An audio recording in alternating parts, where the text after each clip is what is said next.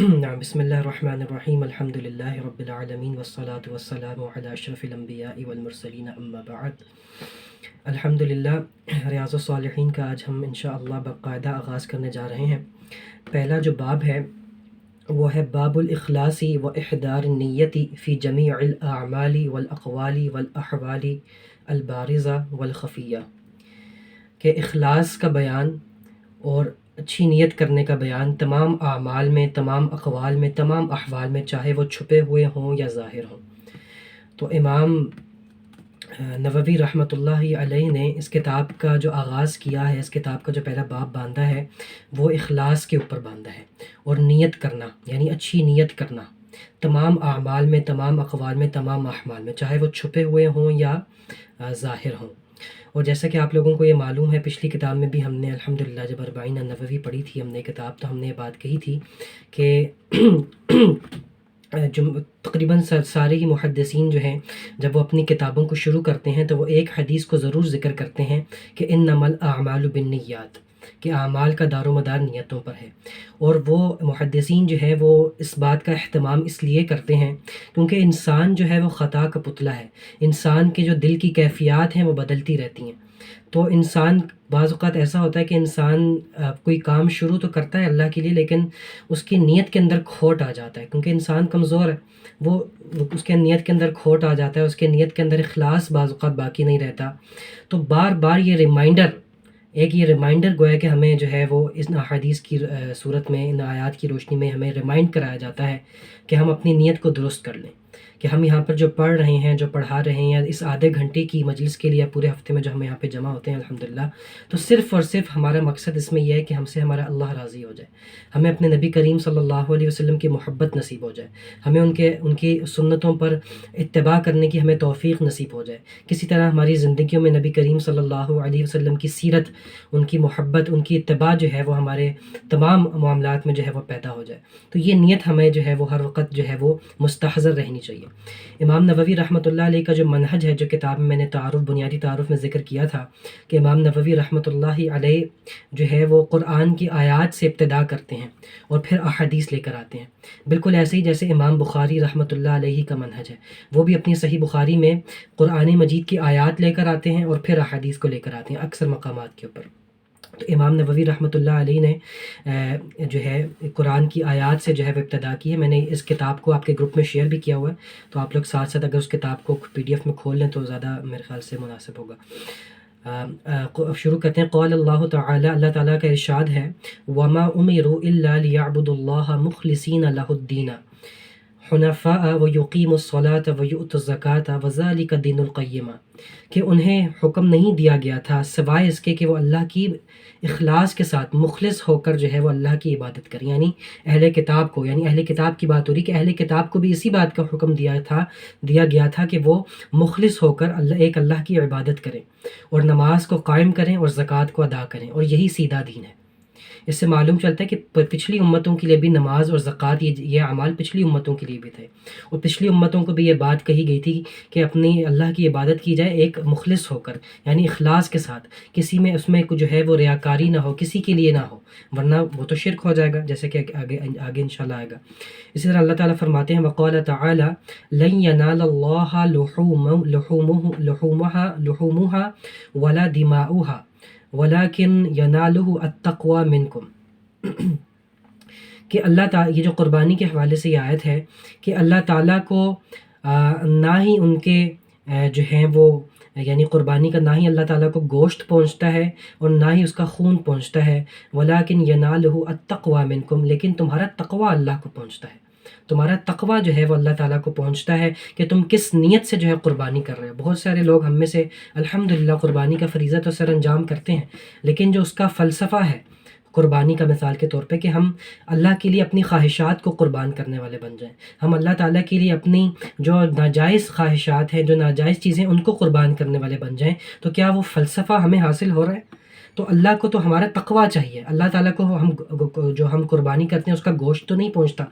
وہ گوشت تو کوئی فرشتے یا وہ نہیں تناول کرتے، وہ تو ہم ہی قربانی کرتے ہیں اور اس سے فائدہ بھی گویا کہ ہم ہی اٹھاتے ہیں، اس کا گوشت ہم ہی کھاتے ہیں، اس کی کھالوں سے ہم ہی فائدہ اٹھاتے ہیں، لیکن اللہ کو کیا مطلوب ہے؟ اللہ کو مطلوب ہے تقوی۔ اسی طرح اللہ تعالیٰ نے فرمایا وقال تعالی قل، کہہ دیجئے ان تخفوا ما فی صدورکم او تبدوہ یعلمہ اللہ، کہہ دیجئے کہ اگر تم چھپا لو جو تمہارے سینوں میں ہے، او تبدوہ یا تم ظاہر کر دو، یعلمہ اللہ، اللہ اسے جانتا ہے، وَيَعْلَمُ مَا فِي السَّمَاوَاتِ وَمَا فِي الْأَرْضِ وَاللَّهُ عَلَى كُلِّ شَيْءٍ قدیر، اور اللہ تعالیٰ جانتا ہے جو آسمانوں میں ہے، جو زمینوں میں ہے، اور وہ ہر چیز پر جو ہے قدرت رکھتا ہے۔ تو اللہ تعالیٰ سے ہم اپنی کیفیات کو، اپنی دل کی باتوں کو نہیں چھپا سکتے۔ میں آپ کے سامنے تو کچھ ریاکاری کر سکتا ہوں کہ میرے دل میں کچھ ہو اور میرے ظاہر پہ کچھ ہو، میں اندر سے کچھ ہوں اور باہر سے کچھ ہوں، لیکن اللہ تعالیٰ میرے دل کو جانتا ہے کہ میرے دل کی کیا کیفیات ہیں۔ اس لیے اللہ تعالیٰ، اللہ کے رسول نے سب سے فرمایا کہ قیامت کے دن بڑی بری حالت میں وہ لوگ آئیں گے کہ جو دو شکلوں والے ہیں، دو چہروں والے ہیں۔ اس کا مفہوم ہے عرض کروں،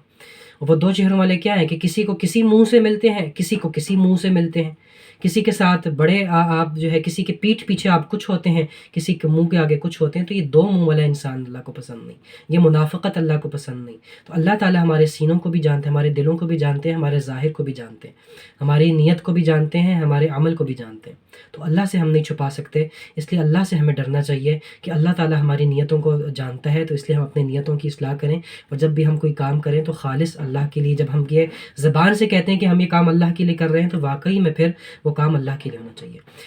ان تمہیدی آیات کے بعد امام نووی رحمۃ اللہ علیہ پہلی حدیث کو لے کر آتے ہیں، جو حدیث ہم نے پچھلی کتاب میں بھی اربعین نووی میں پڑھی تھی، اور میں نے اس وقت بھی یہ بات عرض کی تھی کہ یہ حدیث جو ہے اکثر کتابوں کے شروع میں یہ حدیث بار بار آتی ہے۔ ہم اس حدیث کے اوپر زیادہ لمبی گفتگو بھی نہیں کریں گے، کیونکہ بہت سارے لوگ پہلے ہم سے یہ اس حدیث کو پڑھ چکے ہیں مجھ سے ہی الحمدللہ، اور جو نئے ہیں ساتھی ان کے لیے ہم کچھ مختصر سی وضاحت بھی کر دیں گے تاکہ اعتدال جو ہے وہ قائم ہو جائے۔ وعن امیر المؤمنین ابی حفص عمر بن الخطاب رضی اللہ عنہ سمعت رسول اللہ صلی اللہ علیہ وسلم یقول،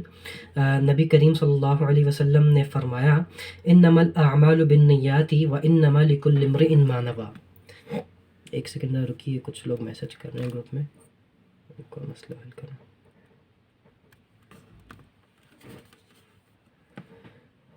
تو اللہ کے رسول نے فرمایا کہ انما،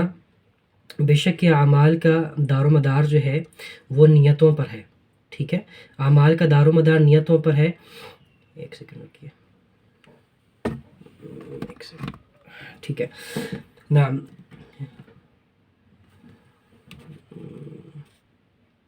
جی میں نے بھیج دیا، انما الاعمال بالنیات، بے شک کہ اعمال کا دار و مدار نیتوں پر ہے، وانما لکل امرئ ما نوی، کہ اور بے شک کہ ہر شخص کے لیے وہی کچھ ہے جس کی وہ نیت کرتا ہے۔ فمن كانت ہجرتہ الی اللہ ورسولہ، تو پس جس کسی کی ہجرت جو ہے وہ اللہ اور اس کے رسول کے لیے ہے، فہجرتہ الی اللہ ورسولہ، تو پس اس کی ہجرت واقعی میں اللہ اور اس کے رسول کی طرف ہے، یعنی اللہ اور اس کے رسول کے نزدیک وہ ہجرت مقبول ہے۔ یعنی جس شخص نے ہجرت کی اللہ اور اس کے رسول کے لیے اخلاص کے ساتھ، تو اللہ اور اس کے رسول کے ہاں وہ ہجرت مقبول ہے۔ ومن كانت ہجرتہ لدنیا یصیبها او امرأة ينکحها فہجرتہ الی ما ہاجر الیہ، اور جس کسی نے ہجرت کی کسی دنیاوی غرض کے لیے یا کسی خاتون سے نکاح کرنے کے لیے، تو اس کی ہجرت اسی چیز کی طرف ہے، یعنی اسی غرض کے لیے اس کی ہجرت کنسیڈر کی جائے گی جس کے لیے اس نے ہجرت کی ہے۔ تو یہ متفق علیہ بخاری مسلم کی روایت ہے۔ اب اس حدیث پہ ہم نے بہت تفصیلی کلام جو ہے وہ الحمدللہ کر چکے ہیں۔ مختصراً اس میں یہ کہ یہ حدیث جو ہے دراصل اس میں ہجرت کا بالخصوص ذکر اس لیے ہے کیونکہ یہ کسی ہجرت کے موقع کے اوپر، جب مکہ سے مدینہ کی طرف ہجرت کی گئی تھی، تو اس موقع کے اوپر یہ حدیث نبی کریم صلی اللہ علیہ وسلم نے ارشاد فرمایا، اور اس کے پیچھے شان ورود اس کا یہ ہے کہ ایک کوئی شخص تھے جنہوں نے کسی خاتون سے نکاح کرنے کے لیے ہجرت کی تھی، اور مطلب ان کی نیت میں یہ بھی ایک بات شامل تھی، تو اس موقع پہ اللہ کے رسول نے فرمایا، اسی لیے اس میں خاص طور پہ ذکر بھی ہے کہ کسی خاتون سے اگر نکاح کرنے کے لیے اگر کسی نے ہجرت کی ہے تو وہ پھر اللہ کے لیے ہجرت نہیں ہے۔ تو ہجرت بنیادی طور پہ کیا ہے کہ ہجرت اس جگہ کی جاتی ہے، یعنی اگر کسی جگہ پہ آپ رہتے ہیں اور وہاں پر آپ اسلام کے مطابق جو ہے اپنی زندگی گزار نہیں سکتے، تو آپ کسی ایسی زمین کی طرف ہجرت جو ہے وہ کر جائیں جہاں پر آپ اسلام کے مطابق جو ہے وہ زندگی آزادانہ طور پر گزار سکتے ہیں، ٹھیک ہے۔ یہ بنیادی طور پہ ہجرت کا جو ہے وہ مقصود تھا، ٹھیک ہے۔ اور آج تک مطلب اس میں یہ ہے کہ آج تو مسلمانوں کا رویہ تھوڑا سا الٹا ہے معذرت کے ساتھ، کہ ہم لوگ اپنی دنیا کے لیے جو ہے وہ ان ممالک میں یا ان غیر مسلم ممالک میں ہجرت کرتے ہیں، جو مطلب اپنی دنیاوی اغراض کے لیے کہ اچھی ہمیں جاب مل جائے، اچھی ہماری معاش ہو جائے. تو یہ ہجرت نہیں ہے. یعنی شرعی ہجرت ہے وہ تو یہ ہے کہ انسان ایسی جگہ کا انتخاب کرے کہ جہاں پہ انسان زیادہ سے زیادہ جو ہے وہ اپنے دین کے مطابق، اپنے اسلام کے مطابق، اپنے اللہ اور اس کے رسول کی منشا کے مطابق زندگی گزار سکے. تو بنیادی طور پہ تو یہ مقصود ہے. یہ ایک ہجرت کا موٹا سا تصور جو ہمیں اسلام نے دیا. دوسرا ہجرت کا ایک تصور لغوی طور پہ جو کہا جاتا ہے، اس پہ ہم نے تفصیلی بات کی تھی احادیث کی روشنی میں، کہ اللہ کے رسول نے فرمایا کہ اصل ہجرت وہ ہے کہ تم اللہ کے یعنی گناہوں کو چھوڑ کر اللہ کی اطاعت کی طرف آ جاؤ. ہجرت کا اصل مفہوم یہ ہے، جو کہ حدیث میں آتا ہے، اس کا مفہوم یہ ہے کہ ہجرت کا اصل مفہوم یہ ہے کہ تم گناہوں کو چھوڑ کر اللہ کی اطاعت والی زندگی کو اپنا لو. اور دیکھا جائے تو ہجرت کا جو اصطلاحی مفہوم ہے اس میں بھی یہی چیز شامل ہے. یعنی آپ ایک زمین کو چھوڑ کر دوسری زمین کی طرف کیوں ہجرت کرتے ہیں؟ تاکہ آپ اللہ کی مرضی کے مطابق زندگی گزار سکیں. تو اگر ہم لوگ ایک اسلامی یا یوں کہہ لیجیے کہ ایک مسلمان ملک کے اندر ہم لوگ رہتے ہیں، یعنی کہ ایسے ملک میں رہتے ہیں جہاں کی میجورٹی آبادی مسلمان ہے، لیکن وہاں پہ اور ہماری الحمدللہ مساجد ہیں، رمضان کا مہینہ آتا ہے تو ہم سب روزوں کا ایک ماحول ہوتا ہے، اور حج کا اور قربانی کے تمام ماحول ہمیں کم از کم مہیا ہیں. لیکن اس کے باوجود اگر ہماری زندگی جو ہے وہ گناہوں میں اللہ کی مرضی کے خلاف گزر رہی ہے، تو اس کا مطلب ہے کہ ہم لوگ ہجرت کا مفہوم تو دور کا دور، ہم تو اس جگہ پہ یعنی ہم تو گناہ کو نہیں چھوڑ رہے اللہ کی رضا کے لیے، تو ہم کسی مکان کو کیا چھوڑیں گے؟ ٹھیک ہے. تو یہ گویا کہ انسان کے اندر ان حدیث کو پڑھ کے یہ جذبہ پیدا ہونا چاہیے کہ یار وہ بھی تو مسلمان تھے جو ایک زمین کو چھوڑ کر، یعنی اپنا گھر بار، اپنا بیوی بچے، اپنا سب کچھ، اپنا آبائی گھر چھوڑنا کتنا مشکل ہوتا ہے. وہ اپنا سب کچھ چھوڑ کر ایک ایسی زمین کی طرف ہجرت کرتے تھے جہاں پہ نہ ان کو کوئی جانتا تھا، نہ وہ کسی کو جانتے تھے، اور وہ صرف اس لیے کرتے تھے کہ وہ اسلام کے مطابق زندگی گزار سکیں. اور آج ہم لوگ یعنی مسلمان ملک میں رہتے ہوئے، ایک مسلمانوں کے درمیان رہتے ہوئے بھی اگر ہم اسلام کے اوپر نہیں چلتے، ہم اسلام کا علم حاصل نہیں کرتے اور اپنی زندگی کو اس کے مطابق نہیں ڈھالتے، تو اس کا مطلب ہے کہ ہم کہاں سٹینڈ کرتے ہیں. تو یہ ایک لمحہ فکریہ اس حدیث کو پڑھ کے ہمارے دل میں ہونا چاہیے. ایک نصیحت ہمیں اس سے حاصل کرنی چاہیے کہ ہم لوگ کہاں سٹینڈ کرتے ہیں. اس کے بعد یہ مختصراً اس بات کو کرتے ہوئے اگلی حدیث پہ چلتے ہیں. وعن ام المؤمنین ام عبداللہ عائشہ رضی اللہ عنہا، سیدہ عائشہ رضی اللہ عنہا سے روایت ہے کہ قال رسول اللہ صلی اللہ علیہ وسلم، کہ اللہ کے رسول صلی اللہ علیہ وسلم نے ارشاد فرمایا کہ یغزو جیش الکعبۃ، کہ ایک وقت ہوگا، کہ ایک وقت ایسا آئے گا کہ ایک قوم جو ہے یا ایک فوج جو ہے وہ کعبے پر چڑھائی کرے گی. فَإِذَا كَانُوا بِبَيْضَاءَ مِنَ الْأَرْضِ، تو جب وہ ایک خاص مقام بیضاء ہے وہاں پر پہنچے گی، تو یخسفوا بِأَوَّلِهِمْ وَآخِرِهِمْ، تو وہ سب کے سب زمین میں دھنسا دیے جائیں گے. یعنی ایک فوج کعبے پہ حملہ کرنے کے لیے آ رہی ہے، اور یہ اللہ کے رسول صلی اللہ علیہ وسلم مستقبل کی خبر دے رہے تھے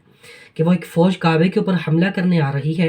اور ہوگا کیا کہ جب وہ ایک بیضاء، ایک جگہ کا نام ہے یہ، جب اس جگہ پہ خاص جگہ کے اوپر پہنچیں گے تو یخسفوا بأولہم وآخرہم، تو وہ سب کے سب یعنی اول سے لے کے آخر تک زمین میں دھنسا دیے جائیں گے. قالت، عائشہ نے رضی اللہ عنہ نے فرمایا، قلت، میں نے کہا، اے اللہ کے رسول، کیف یخسف باولہم وآخرہم وفیہم اسواقہم ومن لیس منہم، کہ اے اللہ کے رسول وہ سب کے سب یعنی اول سے اول تا آخر سب کے سب زمین میں دھنسا دیے جائیں گے، جبکہ ان میں سے بہت سے ایسے لوگ ہوں گے کہ جو ان کے اندر، ان کے درمیان خوشی سے شامل نہیں ہوں گے، اور بہت سارے ایسے لوگ بھی ہوں گے کہ وہ راستے سے گزر رہے ہوں گے، یعنی وہ قافلہ وہاں سے گزر رہا ہوگا، بیچ میں لوگ ان کی زد میں آگے ہوں گے، تو وہ بھی ان سب کے سب دھنسا دیے جائیں گے. یعنی مثال کے طور پہ 100 لوگ ہیں وہ حملہ کرنے جا رہے ہیں، بیچ میں سے 20 لوگ وہ بھی ہیں جو راستے میں راہ گزر ہیں، 30 لوگ وہ بھی ہیں جو ویسے ہی اس جگہ سے مارکیٹ میں گزر رہے تھے. لیکن جب زمین میں دھنسایا جائے گا تو زمین کے اوپر جتنے بھی لوگ ہوں تو سب کے سب دھنسا دی جائیں گے. تو حضرت عائشہ نے سوال کیا کہ یہ تو انصاف کے خلاف بات لگتی ہے بظاہر. تو اللہ کے رسول صلی اللہ علیہ وسلم نے ارشاد فرمایا، اس کا جواب ارشاد فرمایا کہ ہاں، یخسفوا باولہم وآخرہم، وہ سب کے سب جو ہے وہ زمین میں دھنسا دیے جائیں گے، اس وقت تو وہ سب کے سب زمین میں دھنسا دیے جائیں گے. ثم یبعثون علی نیاتہم، لیکن قیامت کے روز وہ اپنی اپنی نیت کے اوپر اٹھائے جائیں گے. وہ قیامت کے اوپر یعنی قیامت کے دن وہ اپنی اپنی نیت کے اوپر اٹھائے جائیں گے. یعنی کیا مراد ہے اس سے؟ کہ جب کسی قوم کے اوپر کوئی عذاب آتا ہے، جب کسی قوم کے اوپر کوئی مثال کے طور پہ کوئی قوم ہے ٹھیک ہے، وہ اللہ کی کسی خاص نافرمانی میں مبتلا ہے۔ اب دو قسم کے وہاں پہ تین قسم کے لوگ ہوں گے اس قوم میں۔ ایک طبقہ وہ ہوگا جو براہ راست وہ گناہ کرتے ہیں، وہ تو ملوث ہے، ان کے اوپر تو عذاب آنا تھا۔ دوسرا طبقہ وہ ہوگا نیک لوگوں کا، جو خود تو نیک تھے لیکن ان کو برائی سے منع نہیں کیا کرتے تھے، نیکی کا حکم نہیں دیا کرتے تھے، برائی سے منع نہیں کیا کرتے تھے اپنی استطاعت کے مطابق بھی، تو وہ بھی ان برائی کرنے والوں میں اس لیے شامل ہیں کیونکہ وہ یعنی ان کو جو ہے وہ روک نہیں رہے تھے، ٹھیک ہے، اور ان کو دل سے بھی برا نہیں جان رہے تھے۔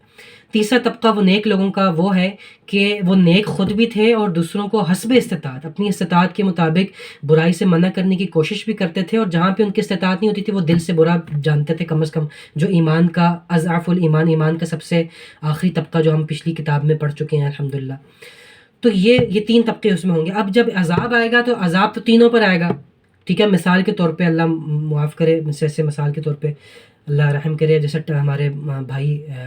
ترکی میں مثال کے طور پہ میں سمجھنے کے لیے عرض کر رہا ہوں کہ زلزلہ آ گیا، ٹھیک ہے، ترکی میں آ گیا، سیریا میں آ گیا، اس میں بہت سارے لوگ، میں مثال دے رہا ہوں صرف، بہت سارے ایسے لوگ ہوں گے کہ جن کے لیے آزمائش ہوگی، بہت سارے ایسے لوگ ہوں گے جو بہت نیک بھی ہوں گے، بہت سارے ایسے لوگ ہوں گے جو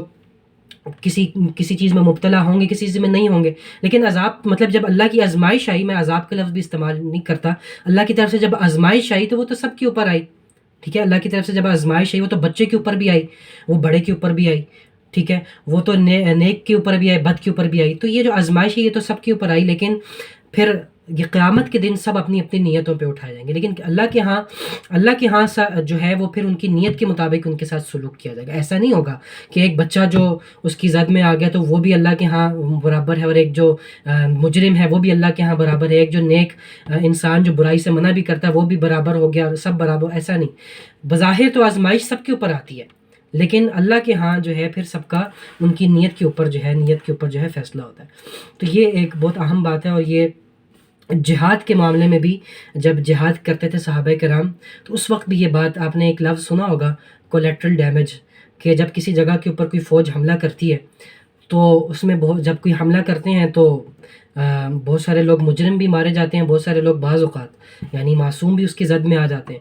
ٹھیک ہے۔ تو اب جو مجرم تھے وہ تو مارے گئے، جو معصوم لوگ تھے وہ بھی جو ہے مارے گئے، تو پھر کیا حکم ہے؟ تو وہ سب اپنی نیتوں کے اوپر قیامت کے دن اٹھائے جائیں گے، یعنی کسی کے اوپر آپ دنیا میں فیصلہ نہیں کر سکتے کہ اپنی نیت کے اوپر جو ہے وہ اٹھائے۔ اس کو یہ عام طور پہ یہ فقہی مسئلہ بھی اس میں نے ذکر کیا، جب ملکوں کی فوجیں جب حملہ کرتی ہیں، صحابہ کرام جب حملہ کیا کرتے تھے تو ایسا ہوتا تھا کہ رات کے وقت حملہ کیا، ٹھیک ہے، اب اس میں جو ہے کوئی بعض اوقات مجرم تھا، کوئی جو ہے بعض اوقات غلطی سے اس میں فوت ہو گیا، تو سب لوگ جو ہے وہ پھر اپنی نیتوں پر اٹھائے جائیں گے۔ یہ بھی صحیح بخاری کی روایت ہے۔ اس کے بعد اگلی حدیث پہ آ جائے، عن عائشہ رضی اللہ عنہا قالت، سیدہ عائشہ رضی اللہ عنہ سے روایت ہے، قال النبی صلی اللہ علیہ وسلم، اللہ کے رسول صلی اللہ علیہ وسلم نے ارشاد فرمایا، لا ہجرت بعد الفتح، کہ فتح مکہ کے بعد آپ کو یہ ہجرت نہیں ہے۔ یہ جو اللہ کے رسول کے الفاظ تھے یہ خاص اس زمانے کی اس کنٹیکسٹ میں تھے کہ جب فتح مکہ ہو گئی تھی نا، کیونکہ اس وقت ہجرت کہاں سے ہو رہی تھی؟ اس وقت مکہ سے لوگ مدینہ یا دیگر جگہوں پہ ہجرت کر رہے تھے۔ جب مکہ فتح ہو گیا تھا، یعنی جب اللہ کے رسول صلی اللہ علیہ وسلم اور ان کی جو افواج ہیں، مسلمانوں کی فوجیں مکہ میں فاتحین کی حیثیت سے داخل ہو گئے تھے، اس موقع پہ اللہ کے رسول نے فرمایا کہ اب ہجرت کی ضرورت نہیں ہے، کیونکہ اب تو ہم نے فتح کر لیا ہے، تو اس لیے اللہ کے فرمایا کہ لا ہجرت بعد الفتح، کہ فتح مکہ کے بعد اب ہجرت کی ضرورت نہیں ہے، ولیکن جہاد و نیہ، لیکن جہاد اور نیت یہ قیامت تک جاری رہے گی۔ کیا مطلب؟ یعنی اس خاص موقع کے لیے بھی اور عمومی طور پہ بھی، کہ جہاد، ایک اور حدیث میں بھی آتا ہے کہ الجہاد ماض الی یوم القیامہ، کہ جہاد تو قیامت تک جاری رہے گا، اور جہاد جاری رہے گی اور نیت جاری رہے گی۔ نیت، اب نیت کی بات آ گئی، نیت کا کیا مراد؟ کہ جہاد کرنا ہر انسان کے بس میں شاید نہ ہو، ٹھیک ہے، ہر انسان کے بس میں جہاد کرنا نہ ہو، یا ہر انسان اس کی استطاعت نہ رکھ سکتا ہو، یا ہر انسان پہ براہ راست وہ جہاد فرض نہ ہوتی ہو، ٹھیک ہے، لیکن اس کی نیت ہر انسان کے اوپر، ہر مسلمان کے اوپر جو ہے فرض ہے۔ کیا مراد ہے؟ مثال کے طور پر خواتین ہیں، بچے ہیں، بزرگ ہیں، ٹھیک ہے، اب وہ براہ راست جہاد نہیں کر سکتے لیکن نیت ان کی ہو، یا بعض اوقات ایسی صورت ہے کہ جہاد کا موقع نہیں ہے، ضرورت نہیں کہ جہاد ہر وقت ہو یا ہر انسان کے لیے اس میں شامل ہونا، یا ہر وقت وہ اس کے لیے استطاعت رکھتا ہو، بہت ساری اس کی تفصیلات ہیں نا جہاد کی، تو فرمایا لیکن نیت ہر مسلمان کی ہونی چاہیے، کہ اور جذبہ یہ ہر مسلمان کے لیے ہونا چاہیے کہ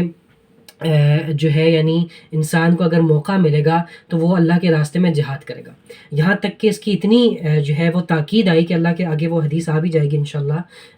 ہم اس کا متن بھی پڑھ لیں گے. اللہ کے رسول صلی اللہ علیہ وسلم نے ارشاد فرمایا کہ جس شخص نے اپنی زندگی میں جہاد نہیں کیا، من لم یغزو، جس نے جہاد نہیں کیا، ولم یحدث بہ نفسہ، اور جس نے اپنی نفس میں اپنے ذہن میں اس کا کبھی ارادہ بھی نہیں کیا، جس نے اپنے کبھی نفس سے وہ ذہن میں اس کے خیال بھی نہیں آیا، تو مات علی شعبۃ النفاقی، تو وہ نفاق کے شعبے پہ مرا، یعنی وہ منافقت کی موت پہ مرا. یعنی جس شخص نے، جس مسلمان نے کبھی اپنی زندگی میں، پوری زندگی میں جہاد بھی نہیں کیا، اور کبھی اس کا زندگی میں ذکر بھی نہیں کیا، اس کی کبھی نیت بھی نہیں کی، اس کا کبھی ارادہ بھی نہیں کیا، اس کے لیے کبھی دعا بھی نہیں کی، تو اللہ کی سنمائے کہ منافقت کی موت مرا ہے. یہ انشاءاللہ آگے حدیث کی تفصیل سے ابھی آ جائے گی انشاءاللہ. تو کہنے کا مقصد یہ ہے کہ نیت جو ہے وہ ہر انسان، ہر مسلمان کے اوپر ضروری ہے، اور اس کی تیاری بھی، کہ اگر ہمیں کبھی موقع ملے اللہ کے راستے میں فی سبیل اللہ جہاد کا، تو ہم میں سے ہر کوئی جو ہے اس میں جو ہے بڑھ چڑھ کر حصہ ڈالے گا. اور خواتین کو بھی جو ہے مطلب اپنی استطاعت کے مطابق کہ جو ان کا رول ہے کہ وہ کیسے اس میں پلے کریں. تو یہ نیت اور یہ جذبہ کم از کم ہر مسلمان کے اندر ہونا چاہیے. آگے اللہ کے اس نے فرمایا وَإِذَا تُنْفِرْتُمْ فَانْفِرُوا، کہ اور جب جہاد کا حکم آ جائے، یعنی جب حاکم وقت جہاد کا اعلان کر دے، جب جہاد کا حکم جو ہے آ جائے، فَانْفِرُوا، تو پھر نکل پڑو، پھر کسی حیلے میں، کسی بہانے میں جو ہے مت پڑو. یہ بھی صحیح بخاری اور صحیح مسلم کی روایت ہے، حدیث تھی. اس کے بعد اگلی حدیث پہ آتے ہیں. وعن ابی عبداللہ جابر بن عبداللہ الانصاری رضی اللہ عنہما قال، حضرت جابر بن عبداللہ الانصاری رضی اللہ عنہ فرماتے ہیں کہ کننا مع النبی صلی اللہ علیہ وسلم فی غزات، کہ کہتے ہیں کہ ہم نبی کریم صلی اللہ علیہ وسلم کے ساتھ ایک جہاد میں تھے، ایک غزوہ میں تھے. تو اللہ کے رسول صلی اللہ علیہ وسلم نے ارشاد فرمایا کہ ان بالمدینۃ لرجالا ما سرتم مسیرا، کہ مدینے میں کچھ لوگ پیچھے مدینے میں کچھ لوگ ایسے ہیں کہ تم جہاں جاتے تھے وہ تمہارے ساتھ ہوتے تھے. بات کو ذرا غور سے سمجھیے گا. اللہ کے رسول ایک غزوے میں موجود ہیں، غزوے میں 7 صحابہ ہیں. اللہ کے رسول صلی اللہ علیہ وسلم ان صحابہ کو ارشاد فرما رہے ہیں کہ تمہارے ساتھ مدینے میں، پیچھے مدینے میں کچھ لوگ ایسے باقی رہ گئے کہ وہ تم جہاں جاتے ہو تمہارے ساتھ ہوتے ہیں مدینے میں، لیکن ساتھ تمہارے ہوتے ہیں. وَلَا قَطَعْتُمْ وَادِيًا إِلَّا كَانُوا مَعَكُمْ، اور تم جس وادی سے گزرتے ہو تمہارے ساتھ ہوتے ہیں. حَبَسَهُمُ الْمَرَضُ، ان کو مرض نے روک لیا، ان کو بیماری نے روک لیا. اور ایک اور روایت میں فرمایا وفی روایت الا شرکوکم فی الاجر، یعنی وہ تمہارے ساتھ اجر میں شریک ہوتے ہیں. یعنی وہ لوگ بظاہر مدینے میں پیچھے رہ گئے ہیں، تم لوگ جہاد کر رہے ہو، لیکن وہ اجر میں تمہارے ساتھ پورے کے پورے شریک ہیں. کیوں شریک ہیں؟ کہ وہ ان کو ان کے مرض نے روک لیا تھا، ان کو ان کی بیماری نے جہاد میں شرکت سے روک لیا تھا، ورنہ ان کی پوری کی پوری نیت تھی کہ وہ جہاد میں شامل ہوں. کیا مطلب؟ کہ انسان کی نیت جب انسان کی ہوتی ہے، ٹھیک ہے، مطلب انسان کے کسی کام کرنے کی نیت وہ انسان کر لیتا ہے، تو اس کا ثواب اللہ کے ہاں لکھا جاتا ہے. جیسے آپ لوگوں کو یاد ہونا چاہیے، پچھلی کتاب میں ہم نے یہ حدیث پڑھی تھی الحمدللہ، کہ انسان جب کسی نیکی کا ارادہ کرتا ہے تو اس کے لیے اس نیکی کو لکھ دیا جاتا ہے، اور جب وہ صرف ارادہ کرنے کے اوپر، اور جب وہ اس نیکی کو پورا کر لیتا ہے تو اس نیکی کو پھر جو ہے 10 گنا سے لے کے 700 گنا تک اس کا ثواب لکھا جاتا ہے. تو جب انسان کسی عمل نیک کی سچے دل سے نیت کرتا ہے تو اللہ تعالیٰ اس کو اس کی نیکی میں پورا ثواب دیتا ہے. مثال کے طور پہ کسی شخص نے حج کی نیت کی ہے، کسی شخص نے عمرے کی نیت کی ہے، ٹھیک ہے، مثال کے طور پہ اب وہ بیمار ہو گیا یا وہ استطاعت مالی نہیں رکھ سکا، اور لیکن اس کے دل میں اخلاص ہے، تڑپ ہے، تو اللہ کے ہاں اگر وہ اس حالت میں فوت ہو جاتا ہے یا وہ نہیں بھی کر پاتا تو اللہ کے ہاں اس کا یہ جذبہ قابل قبول ہے. اللہ کے ہاں وہ اس پہ ثواب اس کو مل رہا ہے، اس کے اس جذبے کے اوپر، اس کی اس نیت کے اوپر، اس کی اس تڑپ کے اوپر. اسی طرح اگر کوئی شخص جہاد کے لیے خواہش مند ہے، جہاد کے لیے دعا کرتا ہے، جیسے یہ صحابہ تھے، وہ پھر کسی مرض کے اوپر وجہ سے، کسی بیماری کی وجہ سے اس میں شرکت نہیں کر پائے، تو وہ ان کو ثواب پھر بھی جو ہے وہ ملے گا ان کی نیت کی وجہ سے. ٹھیک ہے، تو یہ اس حدیث کے اندر کتنی بڑی فضیلت کہ انسان کو نیت کرتے رہنا چاہیے اچھے کاموں کی، باقی پھر اعمال کی بھی اللہ تعالیٰ توفیق دیتا ہے. اگلی حدیث ہے 10ویں حدیث ہے میرے پاس. وعن ابی یزید معن ابن یزید ابن الخنس رضی اللہ عنہ وہوا و ابوہ و جدہ صحابیون، یعنی یہ ابو یزید معن ابن یزید ابن اخدس سے رضی اللہ عنہم سے روایت ہے، اور وہ خود بھی، ان کے ابو بھی اور ان کے دادا بھی، یہ سارے کے سارے صحابی ہیں۔ قول فرماتے ہیں کان ابی یزید، کہ ابو یزید اخرج دنانیر یتصدق بہا، ایک بار ہوا یہ کہ ایک شخص، ایک صحابی جن کا نام تھا ابو یزید، انہوں نے کچھ جو ہے وہ صدقہ کیا، ٹھیک ہے، انہوں نے کچھ یعنی دنانیر کا، دیناروں سے صدقہ کیا اللہ کے راستے میں۔ تو صدقہ کیسے کیا کہ فودعها عند رجل فی المسجد، تو ایک یعنی مسجد میں کسی شخص کو انہوں نے وہ دینار دے دیا صدقے کی نیت سے۔ فجئت فاخذتها، اب وہ جو شخص تھے نا، جو صحابی تھے جنہوں نے صدقہ کیا تھا، ان کا بیٹا آیا، اور اس بیٹے نے گویا کہ وہ جو فقیر شخص تھا اس سے وہ دنانیر لے لیے، یعنی لے لیے کا مطلب یہ کہ سوال کیا، مانگا، یعنی وہ بھی غریب ہوں گے تو انہوں نے ان سے سوال کیا کہ مجھے اس کی ضرورت ہے ان پیسوں کی، تو آپ مجھے دے دیجئے۔ تو وہ جو فقیر شخص تھا یا جو حاجت مند شخص تھا، انہوں نے، ان کے صحابہ میں تو ایثار بہت تھا، یعنی ان کو اپنی حاجت ہوتی بھی تھی، پھر بھی وہ اپنے مسلمان بھائی کی حاجت کو پریفرنس دیتے تھے، ترجیح دیتے تھے، انہوں نے وہ واپس اس دوسرے بھائی کو دے دی، یعنی باپ نے صدقہ کیا کسی شخص پہ، بیٹے کا اس گزر ہوا اس شخص کے پاس ہے جس کے اوپر صدقہ کیا گیا تھا، اس بیٹے نے سوال کیا تو وہ پیسے واپس اس بیٹے کے پاس آ گئے، یعنی باپ کا صدقہ واپس اس کے بیٹے کے پاس آ گیا۔ تو جب وہ باپ کو پتہ چلا کہ ایسا ہوا، میں نے فلانے شخص کو صدقہ کیا تھا اور میرے بیٹے ہی نہیں جا کے سوال کر کے اس سے وہ لے لیا ہے، تو یعنی وہ انہوں نے، یعنی وہ پریشان ہوا، انہوں نے کہا بھی میں تو یہ تمہیں تو نہیں دینا چاہتا تھا، یہ تو واپس تمہارے پاس آ گئے، میں تمہیں تو نہیں دینا چاہتی، تو ایسے ہی کہ جیسے میں نے اپنے گھر میں ہی صدقہ کر دیا، تو یہ تو صدقہ ہوا ہی نا۔ تو وہ پھر آپس میں ان کی بحث ہوئی، تو وہ اللہ کے رسول صلی اللہ علیہ وسلم کے پاس ارشاد یعنی پاس لے گئے، تو انہوں نے فرمایا، اللہ کے رسول نے فرمایا کہ لکا ما نویت یا یزید، کہ تمہیں، یعنی تم نے جو ابو یزید، یعنی ان کے یزید ان کا نام تھا، کہ تم نے جو نیت کی تھی تمہیں اس کا ثواب مل گیا، یعنی تم نے صدقے کی نیت کی تھی نا، تمہیں اس کا ثواب مل گیا، اور تم نے مان، ان کا جو بیٹا تھا، اگر تم نے وہ پیسے لے لیے تو ٹھیک ہے، تم نے وہ لے لیے، وہ تمہارا معاملہ ہے، لیکن تمہارے باپ نے کیونکہ صدقہ کیا تھا تو ان کو ان کا ثواب مل گیا، یعنی دونوں کو ان کا اللہ تعالیٰ نے ان کی نیت کے اوپر معاملہ کر دیا، باپ نے جو صدقہ کیا تھا اس کو صدقے کا ثواب دے دیا، بیٹے نے اگر وہ پیسے واپس اپنی کسی ضرورت کی وجہ سے سوال کر کے واپس لیے تو اس کو پیسے مل گئے، کہ اللہ کسی کے ثواب میں جو ہے وہ کمی نہیں آئی۔ تو یہ بھی نیت کا بیان، کہ انسان کی نیت کے اوپر بیان ہوتا ہے۔ اس حدیث کو سمجھنے کا ایک اور حدیث بہت طویل ہے، بخاری بھی صحیح بخاری کی روایت ہے، ایک اور صحیح بخاری کی روایت ہے، اس میں طویل یہ ایک بات آتی ہے کہ ایک شخص جو ہے وہ کسی زانیہ عورت کو صدقہ کر دیتا ہے، اور ایک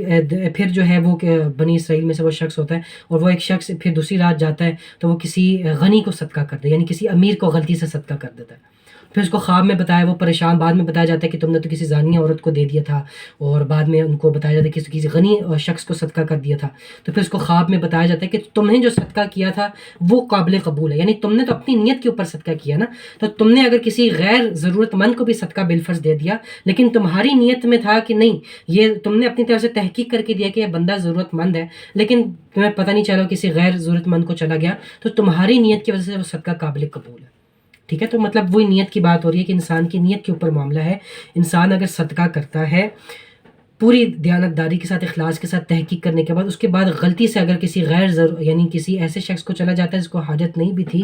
تو اس شخص کو جو ہے وہ اکاؤنٹیبل نہیں ٹھہرایا جائے گا، اس کی جو ہے وہ صدقہ قابل قبول ہے۔ اسی سے ایک فقہی مسئلہ یہ بھی علماء ذکر کرتے ہیں کہ اگر کوئی شخص زکوٰۃ ادا کرتا ہے اور وہ پوری تحقیق کرتا ہے کہ یہ فلانا شخص جو ہے وہ واقعی میں زکوٰۃ اس کے اوپر لگتی تھی اور اس نے اس کو زکوٰۃ دی اور اس نے زکوٰۃ اس کو دے دی، بعد میں اس کو کچھ زمانے کے بعد پتہ چلا کہ نہیں یار، وہ میری تحقیق جو تھی وہ غلط نکلی، وہ شخص جو تھا وہ زکوٰۃ کا مستحق نہیں تھا، بالفرض وہ غیر مسلم تھا، زکوٰۃ کا مستحق نہیں تھا، تو اس شخص کو ہم اکاؤنٹیبل، مطلب اس شخص کی فقہی طور پہ ہم کہتے ہیں کہ زکوٰۃ ادا ہوگی اگر اس نے واقعی میں تحقیق کی تھی، کیونکہ اس نے تو اپنی طرف سے مطلب اخلاص کے ساتھ اور پوری تحقیق کے ساتھ جو ہے وہ جتنا انسانی استطاعت میں ہو سکتا تھا اس نے تو تحقیق کر لی۔ اب اگر بالفرض خدا نہ خواستہ بعد میں اس کو کسی زمانے مدت کے بعد پتہ چلا کہ بھئی نہیں، وہ مجھ سے غلطی ہو گئی تھی، تو فقہی طور پر ہم کہتے ہیں کہ وہ اس کی زکوٰۃ ادا ہو گئی، اس حدیث کی روشنی میں نیت کی اس کے اوپر۔ یہ تقریباً میرے پاس 10 حدیث انشاءاللہ ہو گئیں، 11ویں حدیث تھوڑی لمبی ہے، انشاءاللہ اللہ کی توفیق سے ہم اگلے درس میں اس کو مکمل کرنے کی کوشش کریں گے۔ وَمَا عَلَيْنَا إِلَّا الْبَلَاغُ الْمُبِينُ۔ جزاکم اللہ خیرہ۔ آپ لوگوں کے